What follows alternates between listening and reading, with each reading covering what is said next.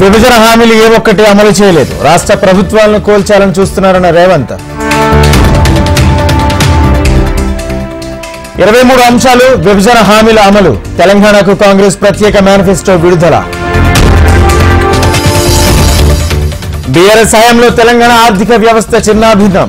100 రోజుల్లోనే పాలన గాడిలో పెట్టామన్న మంత్రి శ్రీధర్ బాబు. రేవంత్ రెడ్డి దిగజారుడు రాజకీయాలు చేస్తున్నారు. రిజర్వేషన్లపై ప్రజలను తప్పుదారి పట్టిస్తున్నారన్న MP Laxman. Revanth Reddy bond paper bounce అయింది. కాంగ్రెస్ ఒక్క హామీని నెరవేర్చలేదన్న హరీష్ రావు. చెరుకు రైతులను కాంగ్రెస్ తప్పుదోవ పట్టిస్తోంది. శ్రీధర్ బాబు కమిటీ సభ్యులు రాజీనామా చేయాలన్న ఎంపీ అరవింద్. రేవంత్ కు కిషన్ రెడ్డి సవాల్. బీజేపీ చేసిన అభివృద్ధిపై చర్చకు సిద్ధం. నేరుగా కోర్టులో హాజరుపరచండి. కోర్టుకు ఎమ్మెల్సీ కవిత విజ్ఞప్తి. ఎమ్మెల్సీ ఎన్నిక చెల్లదన్న టీఎస్ హైకోర్టు. సుప్రీంలో సవాల్ చేస్తానన్న దండే విఠల్. ఇంటి వద్దే పెన్షన్లు ఇచ్చే ఏర్పాటు చేస్తాం. వైసీపీకి ఓటేస్తేనే పథకాలు కొనసాగుతాయన్న జగన్.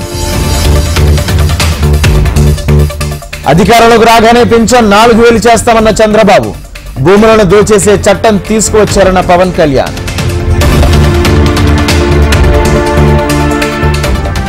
కుటుంబంలో చిచ్చు పెట్టేందుకు జనసేన ప్రయత్నిస్తుంది. కూతురు క్రాంతి విమర్శలకు ముద్రగడ కౌంటర్.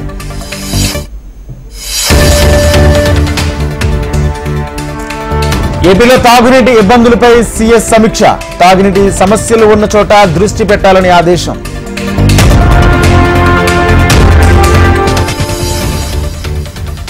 చిత్తూరు జిల్లా నగరిలో వైసీపీకి బిగ్ షాక్. 5 మండలాల వైసీపీ ఇన్ఛార్జీలు రాజీనామా.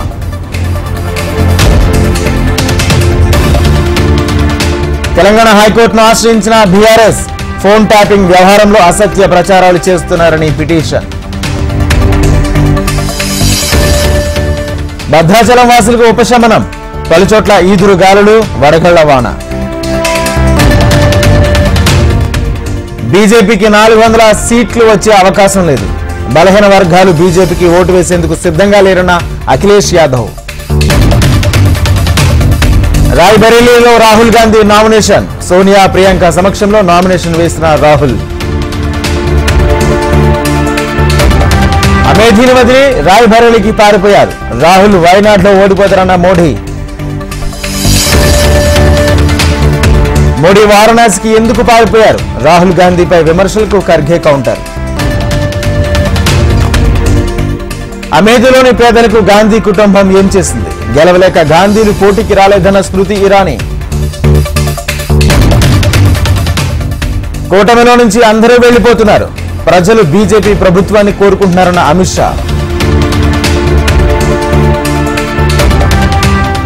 కాంగ్రెస్ అధికారంలో ఉండగా కమిషన్ వ్యవస్థ ఉండేది. ప్రజల ఖాతాల్లోనే డబ్బులు పడుతున్నాయన్న సీఎం యోగి.